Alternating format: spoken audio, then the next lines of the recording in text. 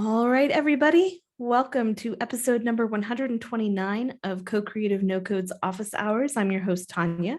We're here with our members, Thomas, Ben, Francisco, and Reece. And we're going to get started in just a moment. But if this is your first time tuning in, we do office hours every day of the week, Monday through Friday, Mondays, Wednesdays, and Fridays at 10 a.m. Pacific time, Tuesdays and Thursdays at 6 p.m. Pacific time. And we're adding some hours next week as well. So if you are watching live on Facebook, or if you happen to be catching the replay on YouTube, if you would like to join us for a complimentary session, please go ahead and email us at team@cocreativenocode.com, and we'll be sure to get you some credentials so you can try office hours out and see what you think.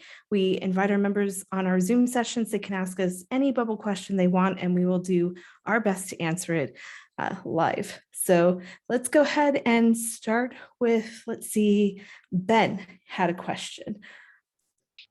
Yeah, I just wanted to find out what is the point of no return, I guess, when it's time to go to multi-page versus one-page apps? Got it. So I have vacillated. Like if you went back, and I don't even think we have recordings of the live sessions from way back when I first started. I have sort of gone back and forth on this very question.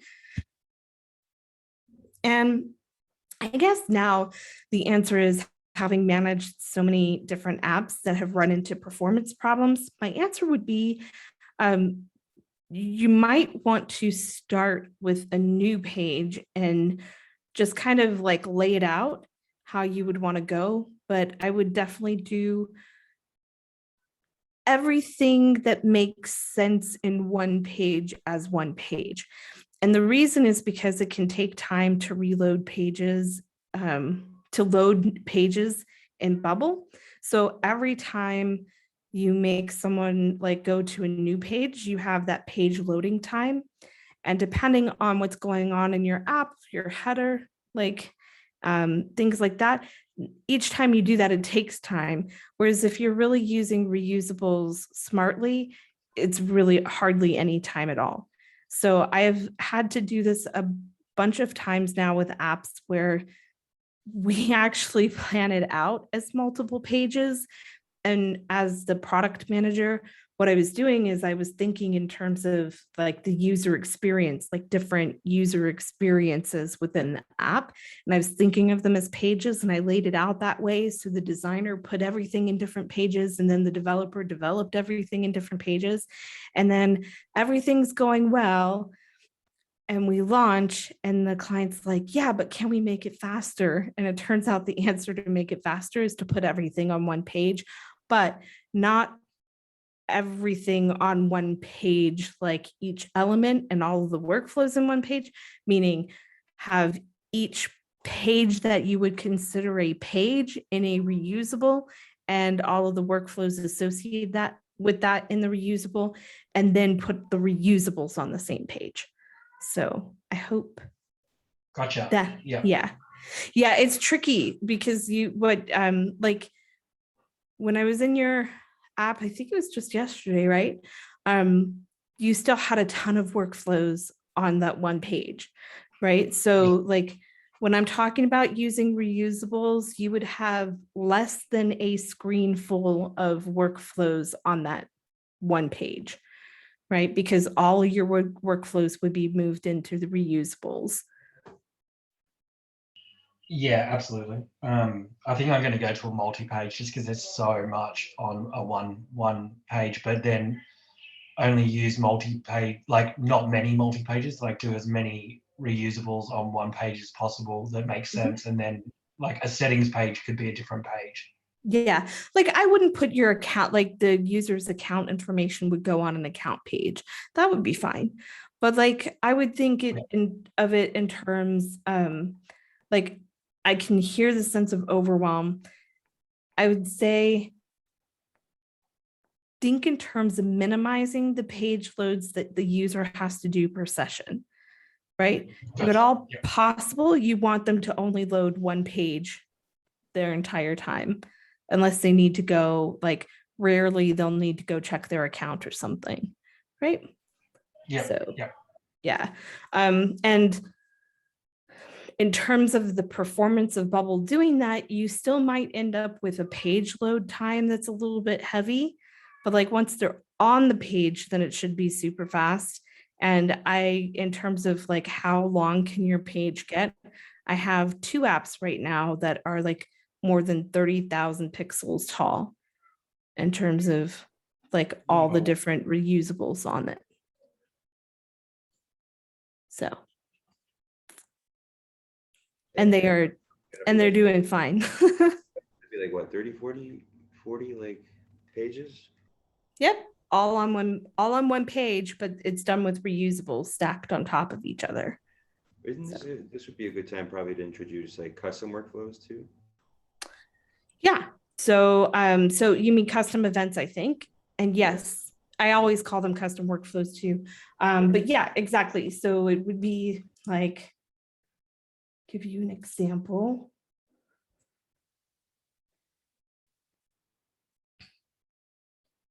Or actually, I probably should have gone into a reusable instead. So yeah, so this is what you're looking for. All of the workflows can fit on one screen, right? Maybe not if I had a smaller screen, but not too bad, right? So I'd say like probably less than 100. 2, 3, 4, yeah. So like maybe 50 or something like that. So let's go into one of these reusables, like the password check. We were just looking at that yesterday. It just has 5 workflows, right? And it's just for that one little group, but it's a pretty important group, I would say. Let's see here, system pages. Here's our header. Our header actually does quite a bit of work, but it only has these. I would say I don't know why Canvas's admin page isn't broken up more than it is. You can tell it takes a long time to load it, right? Like, that's crazy. This is a little crazy. I don't know why this isn't broken up more, to be honest. I don't have an example I can show you because they're all with clients at AirDev, but yeah, we were just going through this the other day, and I looked at 2 different apps, and they had both over 30,000 pixels tall, and like a portal page with everything on that one page. And once it's loaded, now, like I said, you're not going to win any points with Google for SEO using Bubble in general, because it does take a while to load. But once it loads, then it's really fast for the user, and you can do things to offset the time that it takes to load the page. Like you can have loading animations and things like that. What Thomas was referring to is down here where it says custom. And Ben, you and I covered that. So in a reusable, when I use a reusable like the pop-up sign up login, if I have this reusable on another page, then I can use these custom workflows. I can call them from that page. It doesn't have to be within the reusable itself. And that's really helpful. Sorry, can you explain that one again? Sure. So these workflows here. So if I have, so this custom close, login, restrict, sign up. So like if I wanted to trigger, show this pop-up here for sign up and login on a page, all I have to do is I can go to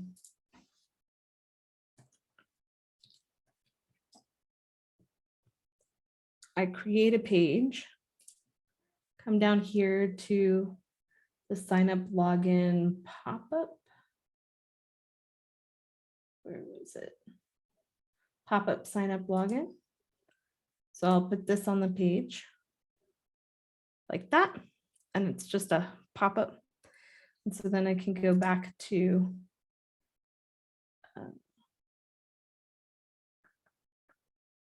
Yeah, I'm already on the page, right? Okay, so now it's there. Now I can say, I can put a button on the page.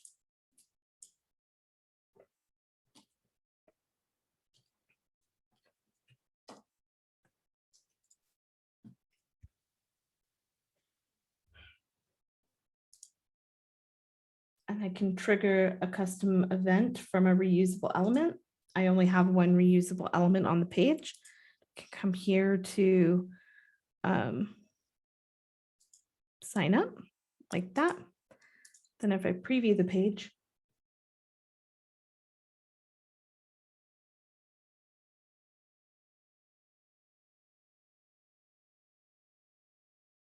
so I can click this button here and it will show me the sign up.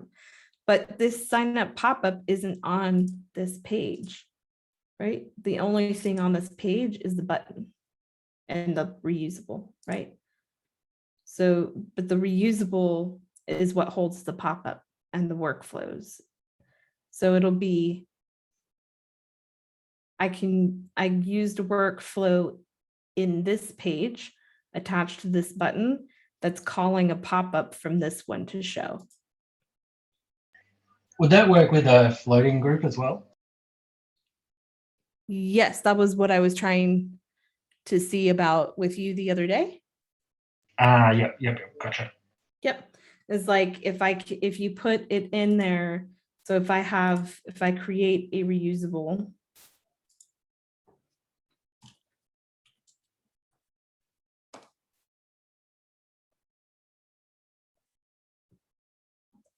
and then I create a floating group.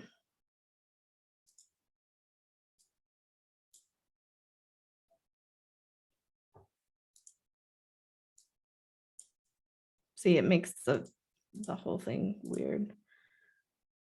But let's try it. So yours was coming from the right, I think, like that. Mm-hmm.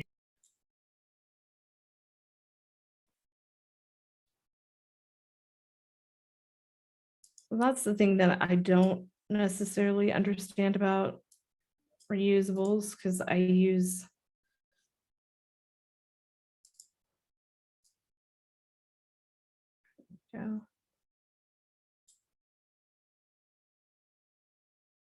let's try it.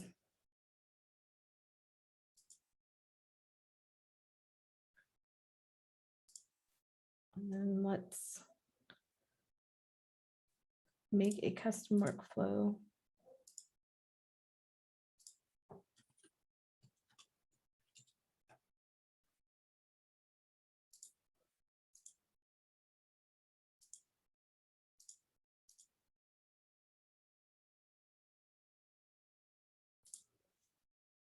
And let's put something in here so we can see it.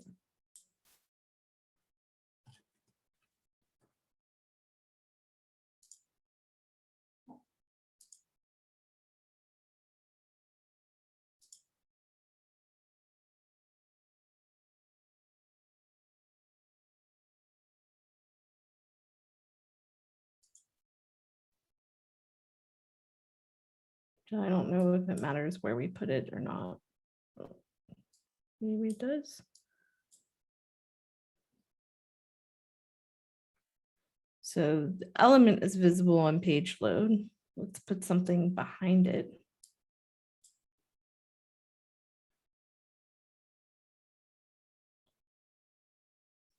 And then, yeah, let's just try it. Let's do another button.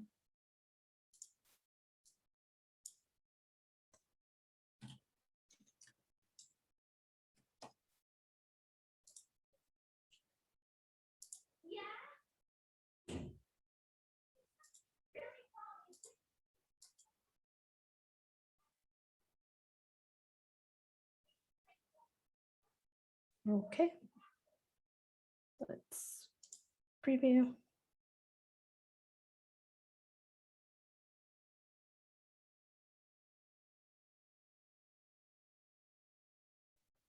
So that's a bit problematic. That was the issue that I was having. Yeah, exactly. So it seems to work for pop-ups, but it doesn't seem to work for floating groups because you have to account for the space of the floating group. But I don't know why you wouldn't be able to make that transparent anyway. But if it's going to be on top, then you're going to have problems like grabbing things, right? Because if I'm here, as soon as I'm over on this, it doesn't work. So let me try again. Let's just see if we can hack our way through it.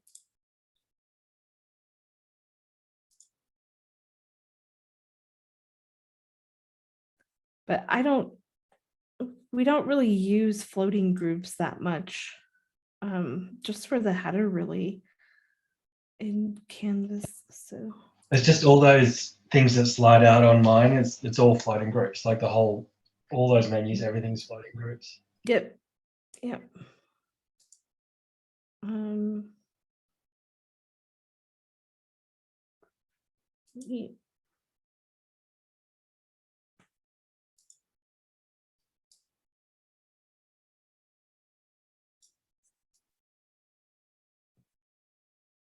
Seems to let me draw it off of the page.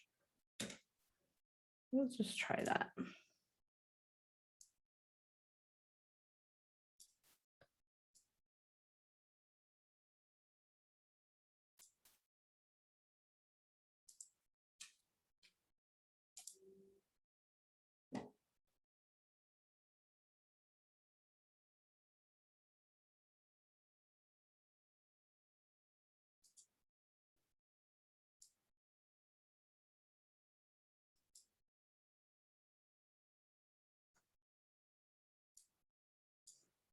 You can't even see it.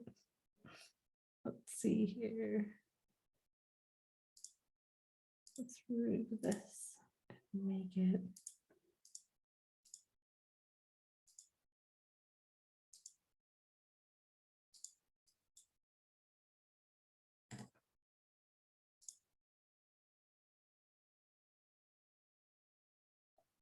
You can't even see it.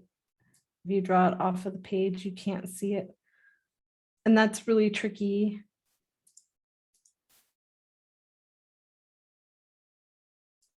Yeah, I don't think that's gonna work. I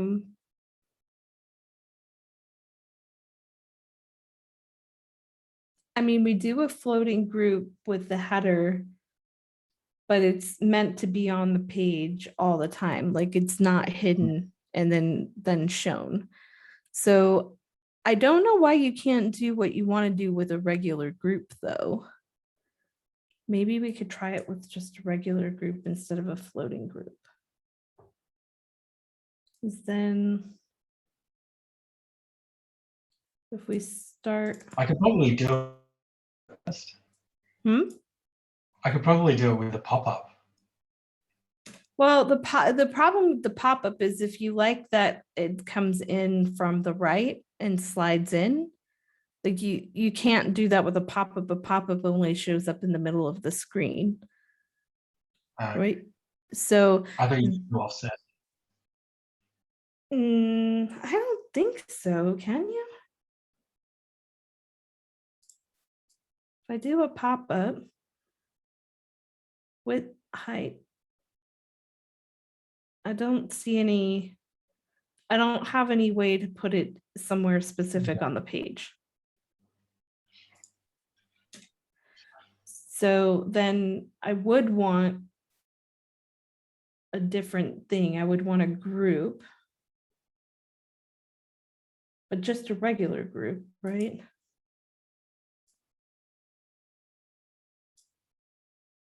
And then I can put this here.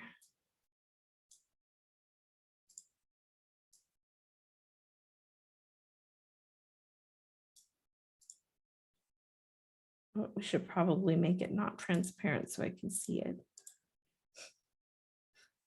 All right, and then that can be transparent, that's fine. All right, so here's my group. Here's my text to show that there's a group there. right? And I want to place this on the page and have it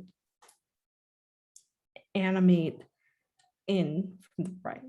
So go to my login. This here.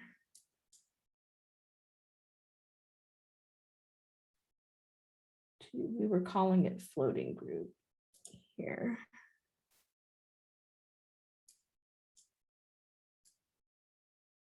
So put this here. And then go to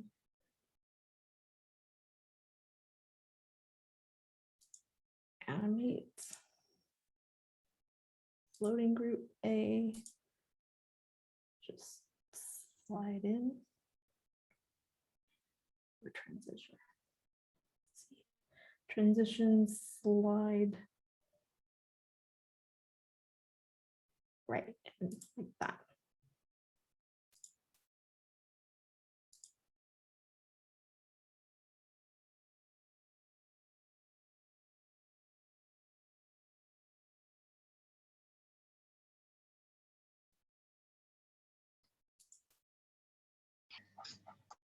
So the problem was I didn't make this not visible on page load.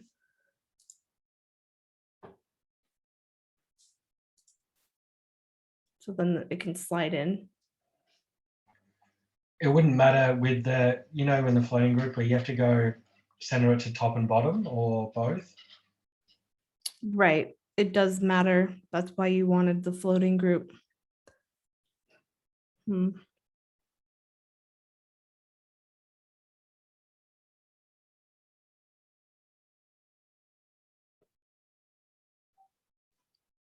Yeah, I don't know how to do what you're asking to do. I think maybe I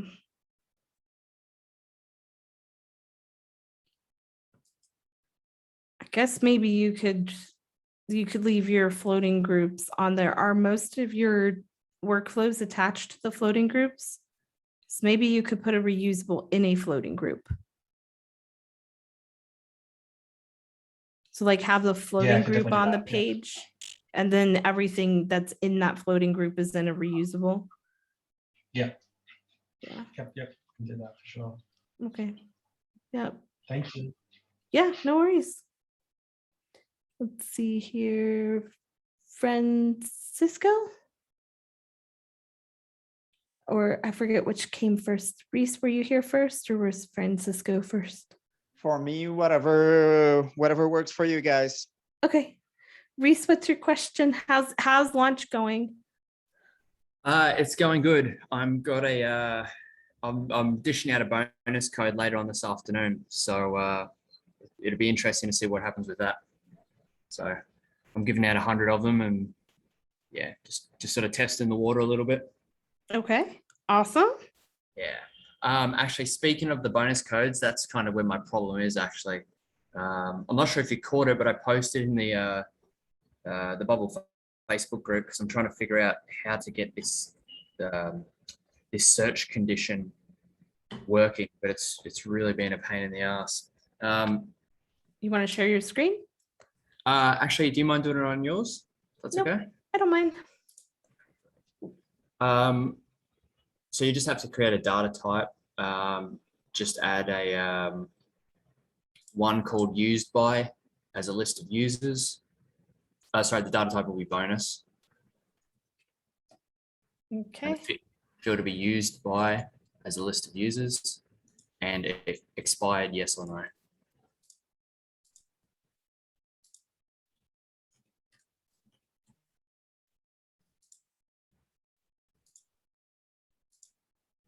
Okay.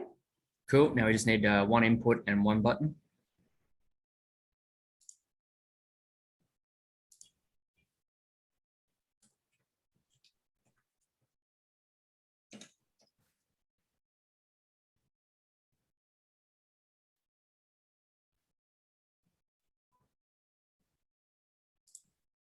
One input. And what button? So I've made the button, it isn't clickable. Okay. Yep.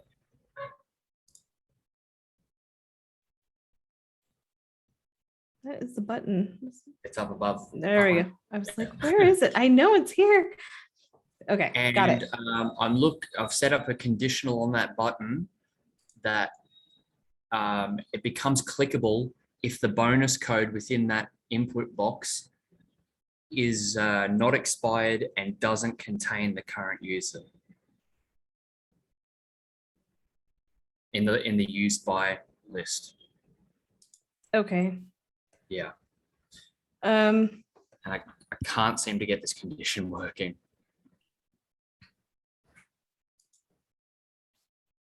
okay, so you have the input here. Are they typing something in here? Is your user typing something in the input?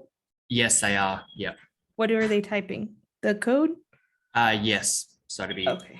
whatever the code is. So yeah. on here, I'm going to do a search for the bonus where the code is something specific, right? Oh, sorry. Yeah, sorry. We need code as part of the Okay. data type. That's fine. And that's just a text, right? Yep. All right, so we need code. So do a search where code equals input A's value.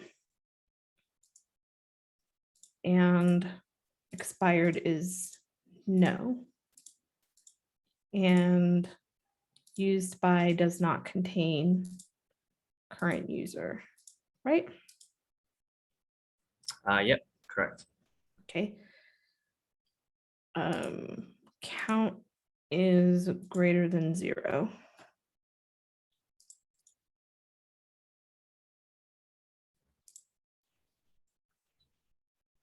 This element isn't clickable, and then we'll leave that off.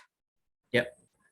You might have to just create a bonus code and add the current user to the to that list.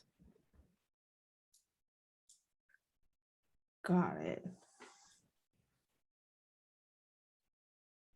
Well, am I testing it? Because the way that you have it right now, the default won't be clickable. So really what I would be testing is whether or not they can if their name isn't on the list, right? Yeah, well, I mean, the whole idea is to keep it unclickable until they put in a code that is actually working. Got it. Expired, no. Used by, I'm going to leave that blank. Oh no, I need that to be to have Hey. something in. Yeah, hang on. Oh. Because they should be able to do it, right? If they type 1, 2, 3, 4 and their name is not in it, then they should be able to click it, right? Yes, that's correct. Right. And then when they click it, what happens is their name gets added to that list. So I come here and I make changes.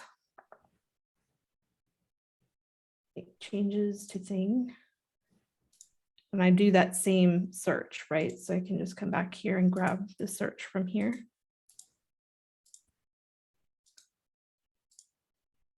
And instead of count, I want first item.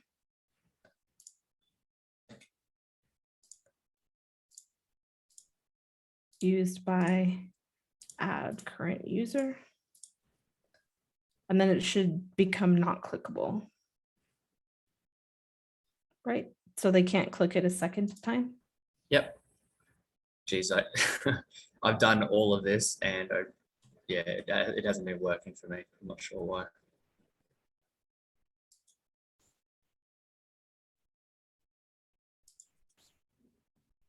There you go. Okay, so do you have another code that Sure. So I can type in so now I can make this also that it has to, like, if I type in 154 like 6, that's not a valid code, so it's not showing as clickable, Mhm. right? I can't do 1, 2, 3, 4, even though that's a valid code, but they've already used it. Yep. Yep. Okay.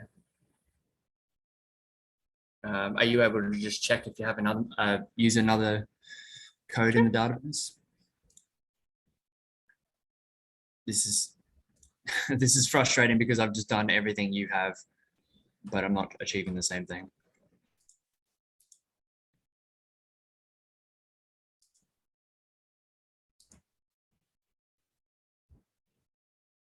Why isn't it showing the ones I've made already? Bubble, you're being silly.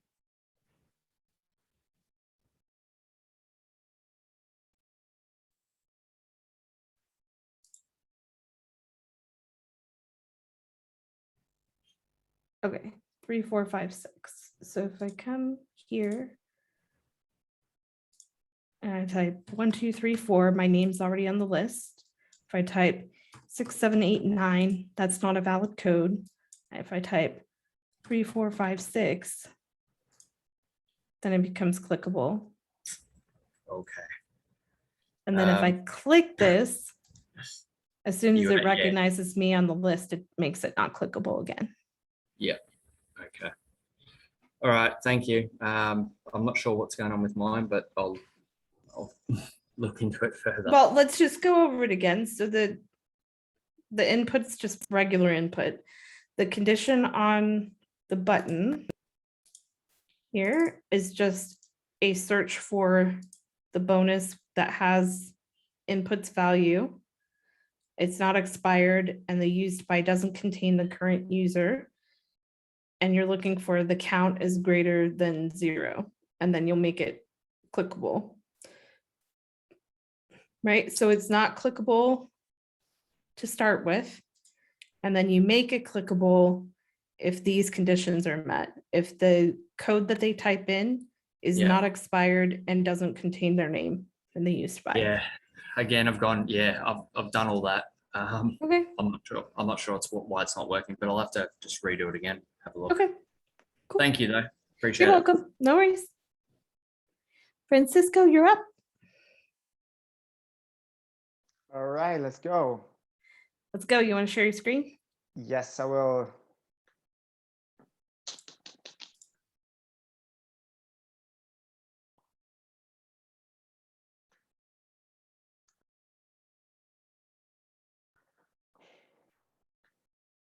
Are you seeing my screen already? I can, yes. All right, good. So here we are again with the same chart as yesterday.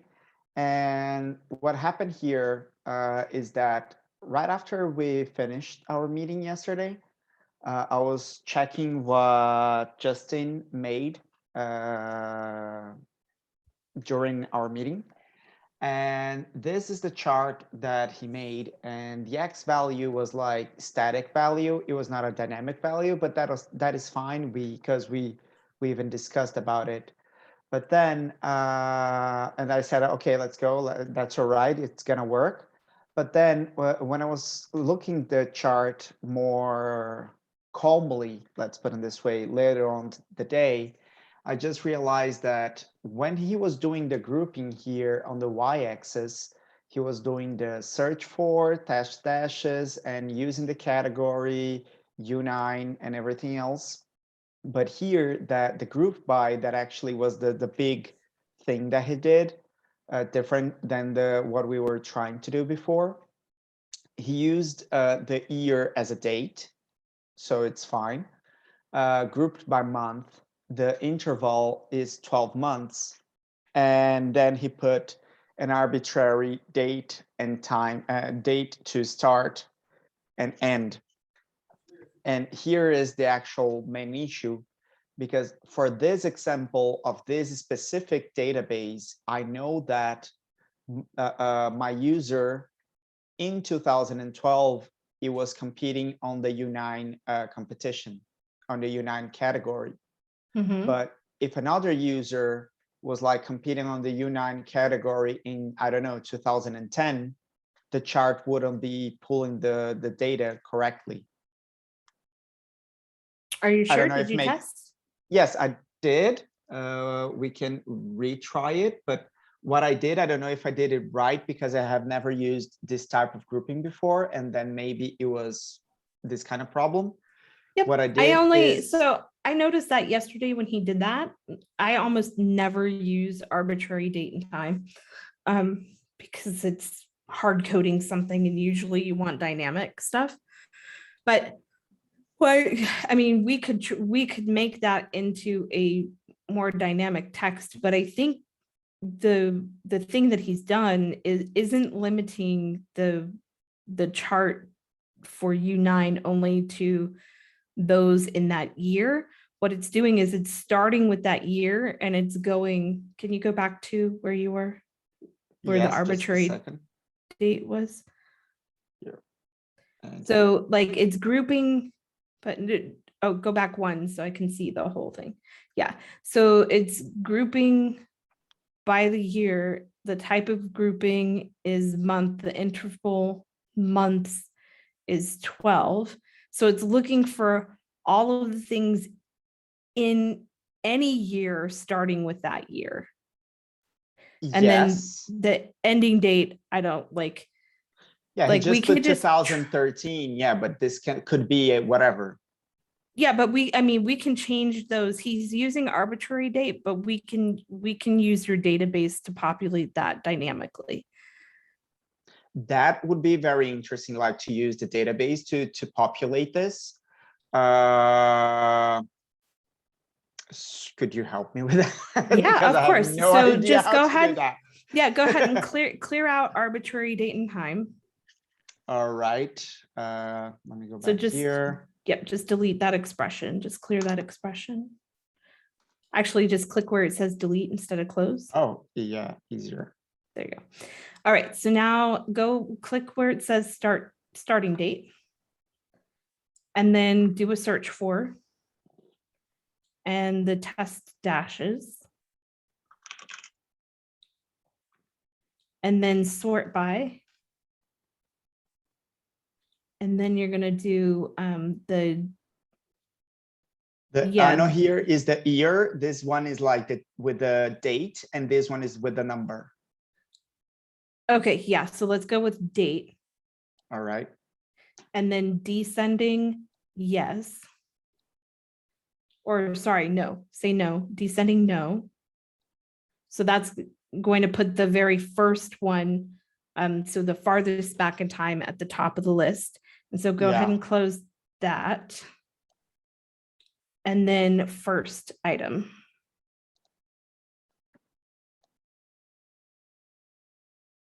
And then, yep, the date one. Yep. All right.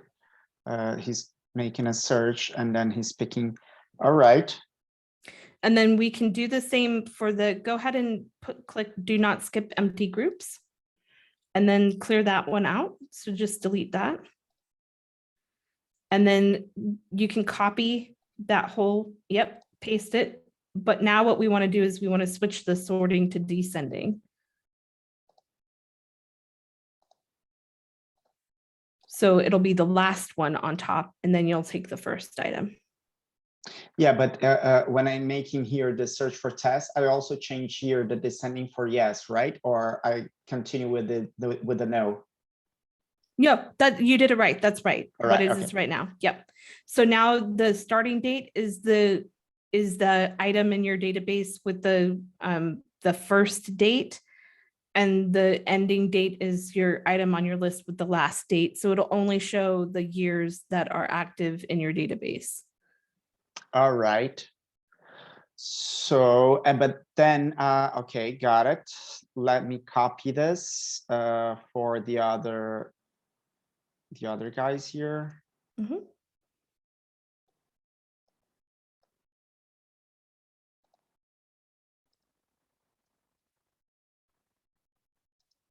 Here it's 13, close, okay. here on my database, when I was doing the test, I put a year of 2000 here and another year of 2012. What we tried yesterday, we were only like measuring from 2012 to 2014. You think I should delete these, or No, can I just try it. Yeah, let's see what happens.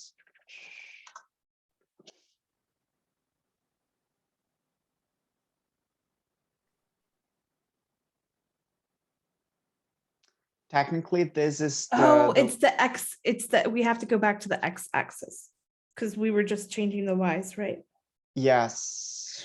So back up at the top where he put the 2012, 13, and 14 in there. Up, scroll up. Yeah, I would just want to be sure that we were like that I was moving the right chart. Okay. Okay. Yeah, it's this one. Okay. Up here. Okay. Yep. So take that out. So the X axis values. So here it's pretty much, I think, almost the same expression here, right? Because we would have to make do a search for test dash, and then I would like group it by year. I guess. I would do, if I have to do it right now, I would do something like this. Dash without any constraint here. And I would just, I would group here. And then here I'll make a grouping by year. Type of grouping month, because it's what we did down there, right? Mm-hmm. But then here, I don't want to see month by month.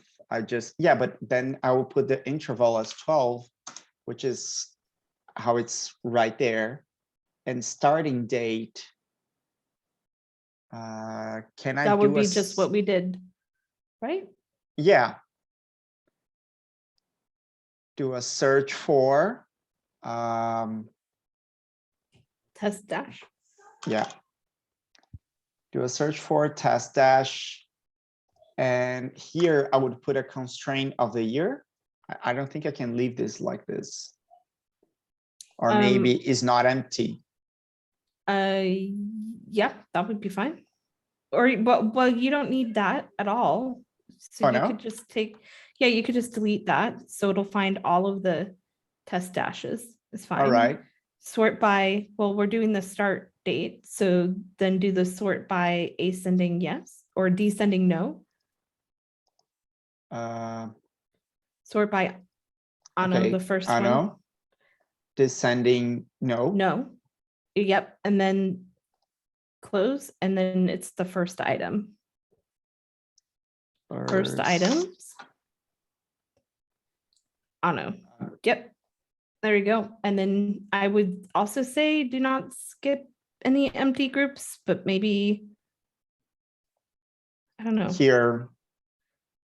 But then we would have to put an ending date, which could be whatever we want. Could be actually the same expression. Right, exactly. What we would just flip it to descending. Wow, that would be really weird if this works, because we're pretty much like doing almost the same data. It is X and Y. All right, let's see here. Descending. It is the same data, so it's weird. I agree. So, but wait, grouped by no's here. Does this work? Let me see. It didn't. Oh, it's here. The ending date here, I don't think is configured properly. Do a search test, test dash, no, close. And then here the ending date is test, no, descending. Yes. Descending, yes.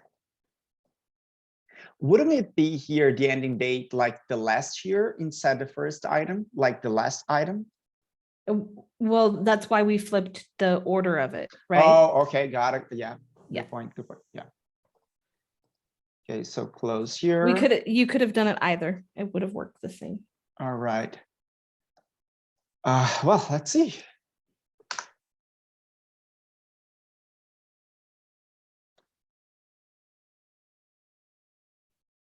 So it's not telling us the right, like it's telling us the dates, right? It doesn't give us the years there, but I'm assuming you could change that. But that's Yeah. not. Perhaps if we could somewhere here search for can I just format this? No, because I formatted as custom YY. Oh, YY. It accepted it. Let's see.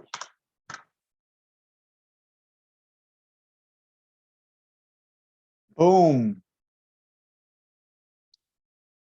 So he's catching, he got the first year that we had there, which is 2000. We don't have any data on that until we reach year the 2012, where we have one.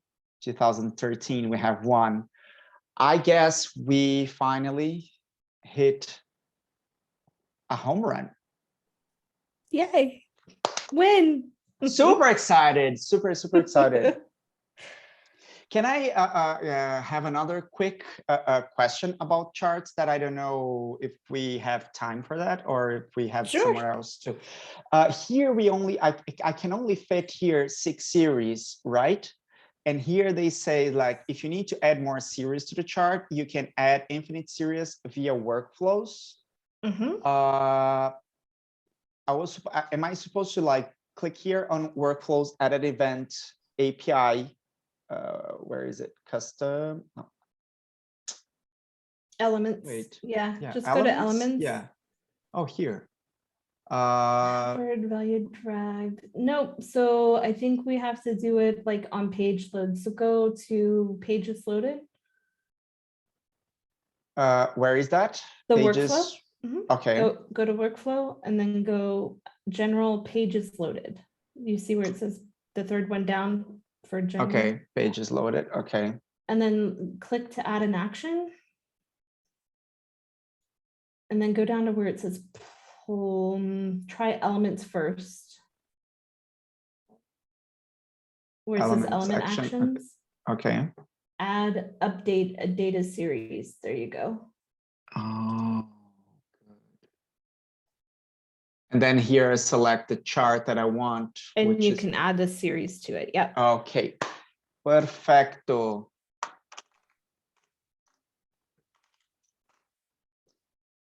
All right. Okay, we'll probably talk tomorrow again, but yeah, for tonight, I think that's it. Awesome. Thank you so much. You guys You're are very saving welcome. me. You're very welcome. We'll see you tomorrow.